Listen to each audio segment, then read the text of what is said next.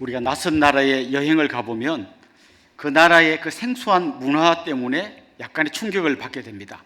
음식을 먹는 방식, 그 다음에 뭐 생활 습관, 그들만이 알고 있는 어떤 문화, 또 그들의 대화 속에 드러나는 세계관, 이런 걸 들으면서 오, 정말 좀 특별하구나, 신기하다, 이런 충격을 받을 때가 있습니다.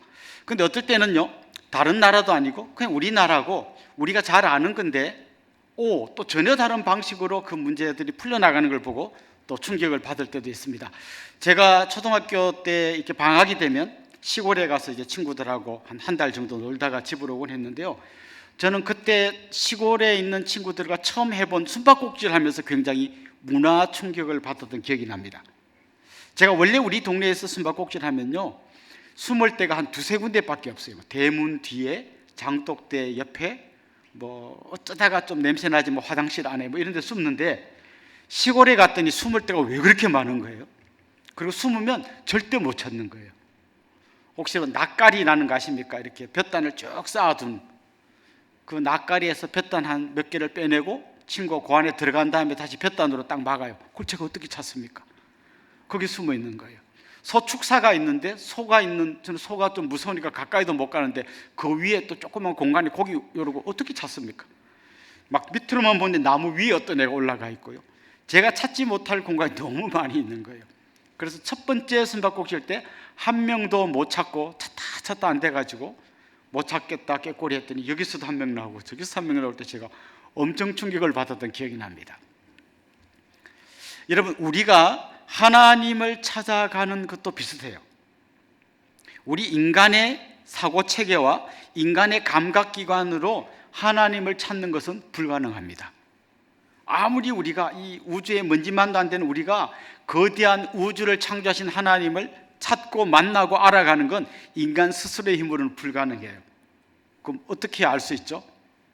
하나님이 자기를 보여주셔야 그때서 우리가 하나님을 알 수 있고 만날 수 있습니다. 하나님이 자기를 보여주는 것, 이걸 오늘 본문에 보면 계시라고 하는 좀 어려운 말로 설명하고 있습니다. 하나님이 자기를 보여주셔야만, 하나님이 자기를 계시해 주셔야만 우리는 하나님을 알 수 있습니다. 자, 그런데 하나님이 자기를 보여주셔도 우리가 쉽게 하나님께 다가갈 수는 없습니다. 하나님이 만드신 태양조차도 우리가 두 눈 똑바로 뜨고 쳐다보지 못하는데 하물며 이 태양을 만든 그 크고 광대하신 하나님을 우리가 바라보는 건 그렇게 간단한 문제가 아닙니다. 출애굽기 19장 12절에 보면 이런 말씀이 나옵니다. 모세가 지금 시내산에 올라갈 때인데요, 이렇게 하나님 말씀해 주셨습니다. 너는 백성을 위하여 주의 경계를 정하고 이르기를 너희는 삼가 산에 오르거나 그 경계를 침범하지 말지니 산을 침범하는 자는 반드시 죽임을 당할 것이라. 하나님께서 모세에게만 산에 올라오도록 허락하셨고 나머지 사람들은 산에 잘못 올라갔다가 죽임을 당할 수도 있으니까 절대 그 경계선을 넘지 말라고 이야기하십니다. 자, 그렇게 지금 두 가지 문제가 있죠. 우리가 하나님을 만날 때 하나는 하나님이 자기를 보여주지 않으면 우리 스스로는 알 수 없다는 문제가 있고, 보여주더라도 죄인된 우리가 그 하나님을 바라보면 죽을 수도 있다는 거예요. 그러니까 하나님을 만나는 것이 그렇게 간단한 문제가 아닙니다. 하나님이 이 어려운 문제를 풀어주기 위해서 어떻게 하셨나 하면 자기 아들을 우리에게 보내주셨어요. 그래서 우리 두 눈으로 보고 만지고 대화하고 같이 음식을 먹을 수 있도록 보내주셨어요. 그것도 크고 광대하신 분으로 보내준 게 아니라 인간과 똑같은 분으로 보내주셨기 때문에 예수님 본다고 죽거나 막 그런 거 없습니다. 그냥 편안하게 만날 수 있도록 예수님을 보내주셨어요. 그렇게 해서 하나님과의 만남을 회복시켜 주시려고 했습니다. 그런데 이번에 또 어떤 문제가 생겼냐면 인간편에서 그 예수님을 거부하는 거예요. 요한복음 1장에 보면 이런 표현이 나옵니다. 세상이 그를 알지 못하였고 자기 땅에 오매 자기 백성이 영접하지 아니하였다. 이제는 우리 인간과 소통할 수 있는 모습으로 예수님이 오셨는데 사람들이 예수님을 거부하는 거예요. 예수님의 말씀에 귀를 막고 예수님이 막 기적을 행하는데도 이건 귀신의 왕 바알세부를 힘입어서 하는 거야, 이렇게 하면서 예수님 거부하는 거예요.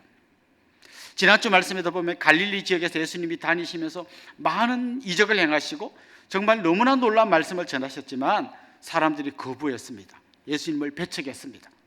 예수님을 향해 손가락질했습니다. 예수님은 세리와 창녀의 친구다. 예수님은 먹기를 탐하고 포도주를 즐기는 사람이다. 귀신 들린 사람 같다. 끊임없이 예수님을 배척하고 밀어냈습니다. 지금도 마찬가지겠죠. 지금도 많은 사람들이 예수님을 거부하고 배척하고 있습니다. 그런데 예수님은 절대 포기하지 않으시고 그때나 지금이나 계속해서 그런 사람들을 초청하십니다. 오늘 본문이 그런 말씀인데요, 여러분이 잘 아시는 말씀입니다. 28절에 보면 수고하고 무거운 짐진 자들아 다 내게로 오라. 내가 너희를 쉬게 하리라. 이렇게 초청하고 있습니다. 그때도 그랬고 지금도 여전히 주님 앞에 나오지 못하는 사람들에게 주님 이렇게 초청하고 있습니다. 수고하고 무거운 짐진 자들아 다 내게로 오라. 그리고 이어서 뭐라고 말씀하십니까? 내가 너희를 쉬게 하리라. 이렇게 말씀해 주십니다. 주님께서 초청하는 대상은 수고하고 무거운 짐진 자들이에요. 사실 여러분 요즘 이런 짐을 안 지고 다니는 사람 누가 있습니까? 모두 다 어깨 위에 저마다의 짐을 지고 살아가고 있습니다. 이 추운 겨울 아침 일찍 가장들은 힘들지만 출근을 합니다. 이 미끄러운 빙판길을 뚫고 출근을 합니다. 출근해보면 거기에 내 위에 있는 상사가 나한테 막 갑질을 하고 나를 막 힘들게 하는데도 불구하고 그래도 계속 출근해서 일해야 됩니다. 왜냐하면 가족을 부양해야 되기 때문입니다. 가장들의 어깨가 그래서 무거운 거죠. 또 어떤 분들은 집값이 계속 오르니까 나도 더 늦기 전에 집을 사야겠다 해가지고 영혼까지 끌어다가 집을 샀는데 갑자기 집값이 폭락합니다. 은행 이자는 폭등합니다.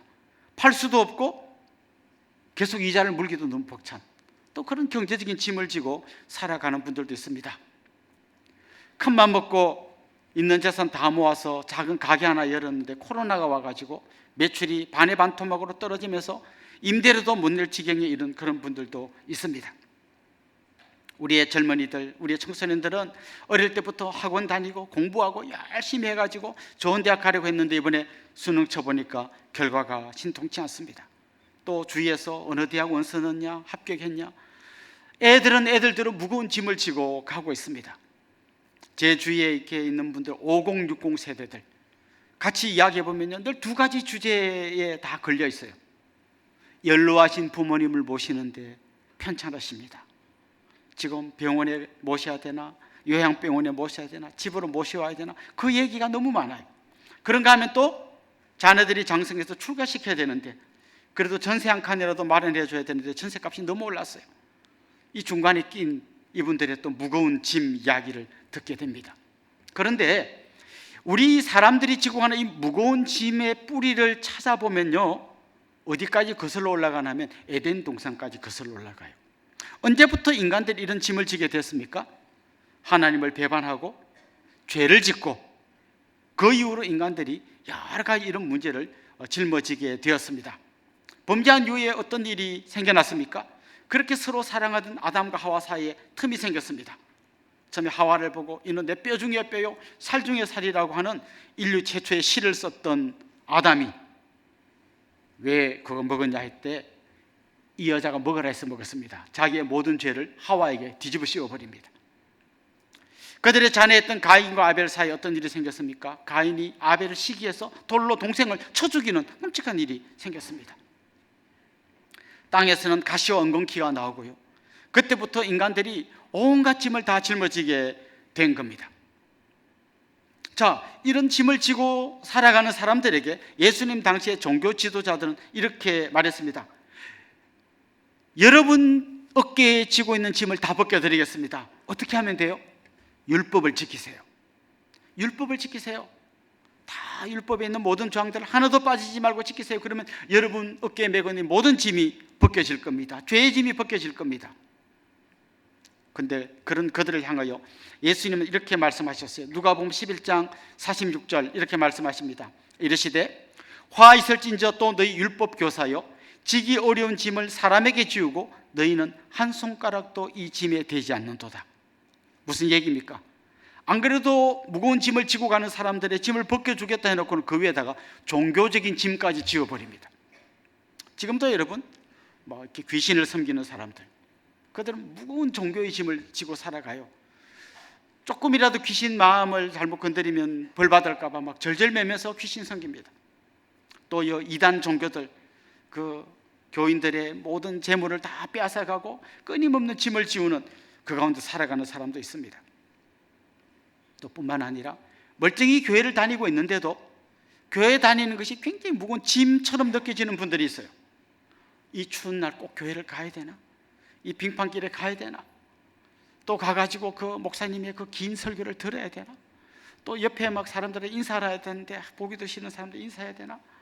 그리고 교회 다니면 뭐 이렇게 하지 말라는 게 많고 하라는 게 많고 막 너무 힘들다. 이걸 마치 어떤 짐으로 지고 살아가는 사람들도 있습니다. 이런 사람들을 향해서 주님은 지금도 초청하고 있습니다. 수고하고 무거운 짐진 자들아 다 내게로 오라 이렇게 말씀하십니다. 자, 주님은 왜 내게로 오라고 말씀하실까요? 사실 오늘 이 본문에 보면 주님께서 내가 너희들에게 참된 안식을 주겠다고 말씀하시는 말씀이 나오거든요. 근데 여기에 내가라는 말이 굉장히 강조되어 있어요. 내가 너희들을 쉬게 해주겠다. 내게로 오면 내가 너희들에게 참된 안식을 주겠다고 말씀하셔요. 왜냐하면 주님은 우리에게 참된 쉼을 줄 수 있는 능력도 있으시고 우리에게 참된 안식을 줄 그런 마음도 있으셔요. 여러분 어떻습니까? 혹시 여러분 주위에 어떤 사람이 선배님 저 좀 도와주십시오, 집사님 조금만 저 도와주십시오, 제 짐을 조금만 좀 져주십시오. 두 팔 들고 환영할 사람 거의 없습니다. 내 코도 석잔데 나도 힘든데 내가 누구를 도와준단 말인가 다 부담스러워하고 싫어합니다. 그런데 주님은 주님을 거부하는 사람들에게까지, 주님을 밀어내고 주님을 박해하는 사람들에게까지 두 팔을 벌리고 초청하십니다. 수고하고 무거운 짐진 자들아 다 내게로 오라. 주님은 그 문제를 해결해 주실 능력이 있다고 했는데 어떻게 해결해 주십니까? 주님 이렇게 말씀하시는 거죠. 너희들의 짐을 내가 대신 짊어지겠다. 너희들의 죄의 짐도 내가 다 짊어지겠다. 너희들의 그 무거운 짐을 다 짊어지고 내가 십자가 위에 올라가서 너희들을 대신해서 죽겠다. 그래서 너희들이 지고 가는 그 무거운 짐을 내가 다 벗겨주겠다 이렇게 말씀하고 계시는 겁니다. 지금 우리 주위에는 예수님의 이런 방식 대신에 어떤 유사품, 유사복음으로 우리의 짐을 벗겨주겠다는 사람들이 있습니다. 뭐 예를 들면 이런 거죠. 여러분 긍정적으로 생각하세요. 여러분에게 닥친 고난을 너무 힘들다고 생각하지 말고 생각을 좀 바꾸세요. 그러면 여러분 자유를 얻을 겁니다. 회사가 힘드십니까? 실직자도 있어요. 실직자보다 여러분이 훨씬 낫잖아요. 자녀가 없어서 고민하십니까? 자녀 있어봐야 머리만 아파요. 무자식이 상팔자예요. 이런 식으로 일종의 정신승리를 하게 해주는 사람들이 있습니다. 사람들은 그런 위로라도 받고 싶어서 찾아가는데요, 그건 진짜 참된 위로와 문제 해결책이 아닙니다.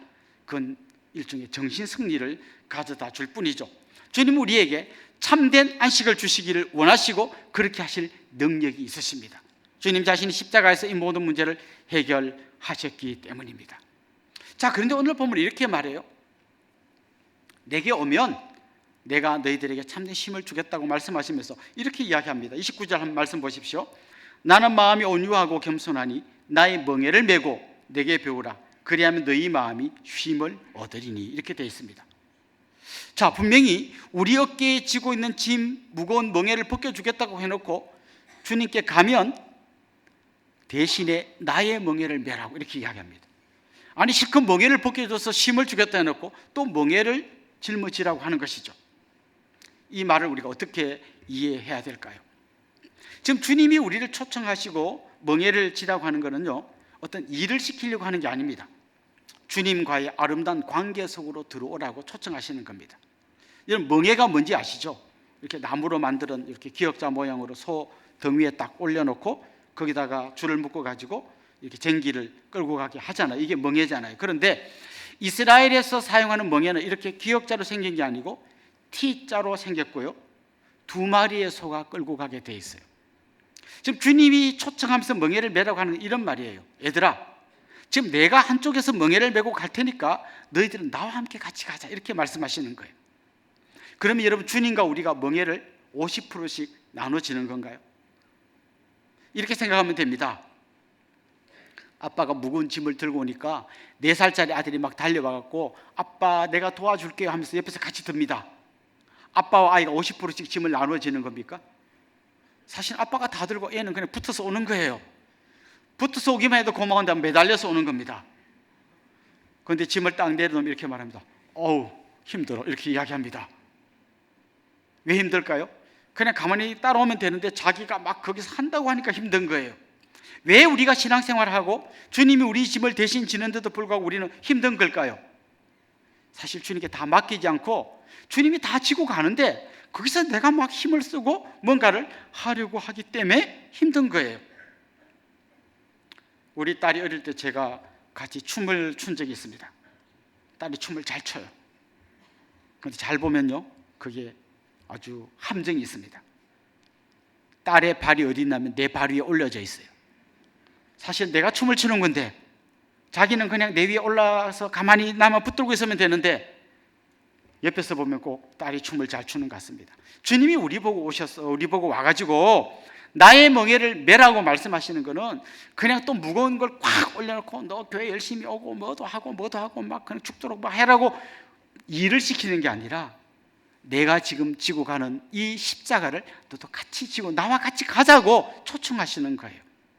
그때 우리가 내 힘을 다 빼고 주님에게 다 맡기고 그 주님 손을 붙들고 가면 주님과 함께 지고 가는 이 십자가는 참된 안식과 쉼을 주는 것이라고 주님이 말씀하고 있는 것입니다. 그래서 주님은 내 멍에는 쉽고 내 짐은 가볍다라고 말씀하시는 거예요. 한 걸음 더 나아가셔서 주님은 주님과 함께하면서 주님에게 배우라라고 말씀하십니다. 여러분 어린아이가 부모님에게 여러 가지를 배웁니다. 제일 먼저 배운 거는요 말입니다. 그래서 부모님이 경상도 사투리를 쓰시면 아이도 자동으로 경상도 사투리를 따라합니다. 부모님이 전라도 말을 하면 아이도 전라도 말을 쓰게 되어 있습니다. 우리 집처럼 아빠는 경상도고 엄마는 전라도면 아이들이 2개 국어를 동시에 다 배우게 됩니다. 그냥 일부러 배우려고 하는 게 아니라 같이 가다 보면 배우게 되는 거예요. 제가 어떤 목사님 집에 한번 놀러 간 적이 있는데요. 그 아이가 이제 한 돌 막 지나고 2돌 안 된 곳쯤 되는데요. 딱 이러고 걸어 다니는 거예요. 뭐 얘가 저렇게 걷냐 했더니 나중에 보니까 아빠가 허리가 안 좋아서 자기가 딱 이러고 여기서 다니는데 애가 그대로 따라 한다는 거예요. 지금 주님이 이렇게 말씀하십니다. 나하고 같이 다니면서 나와 동행하면서 나한테 배우라는 거예요. 그러면서 이렇게 말씀하십니다. 나는 마음이 온유하고 겸손하니 라고 말씀하십니다. 무슨 얘기인가 하면 주님과 함께하면 주님처럼 온유하고 겸손한 마음을 담게 되어 있다는 거예요. 그리고 온유하고 겸손한 마음으로 세상을 살아가다 보면 놀랍게도 쉼과 안식이 찾아온다는 거예요. 사실 세상의 방식은 좀 다릅니다. 1968년도에 프랑스에서 68혁명이라고요. 아주 세계사의 어떤 큰 획을 긋는 어떤 사건이 있었는데요. 그때 이후로 이 분위기가 전 세계로 막 퍼져갔습니다. 그런데 요즘 가만 보면요, 우리나라는 이제서야 이 68혁명의 분위기가 막 엄청나게 고조되고 있는 것 같아요. 68혁명의 중요한 구호가 이겁니다. 금지하는 모든 것을 다 금지해라. 무슨 말이에요? 뭘 하지 말라고 금지하는 거 있으면 거기다 대항해가지고 그걸 넘어서라는 거예요. 68혁명의 방식은 모든 사람들이 투쟁해서 더 이상 눌려 살지 말고 투쟁해서 자기의 권리를 찾으라는 거예요. 이렇게 말하는 겁니다. 여성들이요, 더 이상 남자들의 속박에서 눌려 살지 마십시오. 투쟁하십시오. 싸우세요. 그래서 여러분의 권리를 찾으세요. 이게 68혁명의 구호예요. 노동자들이요, 더 이상 사용자들에게 눌려 살지 말고 투쟁해서 여러분의 권리를 쟁취하세요. 이게 68혁명의 구호예요. 자녀들이요, 더 이상 부모에게 눌려 살지 말고 여러분의 권리를 찾으세요. 부모와 싸우세요. 투쟁하세요. 이게 68혁명의 구호예요. 모든 사람들이 투쟁해서 자기 권리를 찾으라는 거예요. 저는 자기 권리를 찾으라는 말에는 100% 동의합니다. 그런데 투쟁해서 찾으라는 것은 그들의 구호지 우리의 구호가 아니에요. 성경의 구호는 뭡니까? 오히려 온유하고 겸손함으로 주님에게서 배우라고 이야기합니다. 그래서 남자와 여자가 서로 투쟁해서 자기의 권리를 찾는 게 아니라 서로 온유하고 겸손한 마음으로 사랑하고 섬김으로써 같이 상생하자고 이야기하는 것이 성경의 가르침입니다. 노동자와 사용자가 끊임없이 투쟁해서 권리를 찾아가는 게 아니라 더 가진 사람이 더 베풀고 더 섬기면서 그래서 같이 살자고 이야기하는 것입니다. 부모와 자녀가 싸워서 투쟁해서 뭔가를 얻어내는 게 아니라 서로 존경하고 사랑하면서 온유하고 겸손한 마음으로 서로를 인정하고 그러면서 주님의 놀라운 마음을 따라하다 보면 우리 인생에 참된 안식과 쉼이 찾아온다는 거예요. 왜 사람들이 끊임없이 이 세상의 방식대로 따라가고 성도들이라고 하면서도 똑같은 방식으로 자기 권리를 찾으려고 하는가? 우리는 이 주님의 이 초청이 아직도 온전히 응하지 못하고 있는 거죠. 그래서 주님은 다시 우리에게 초청하십니다. 내게로 오라. 내게 와서 온유하고 겸손한 나와 함께 살면서 나한테 배워라.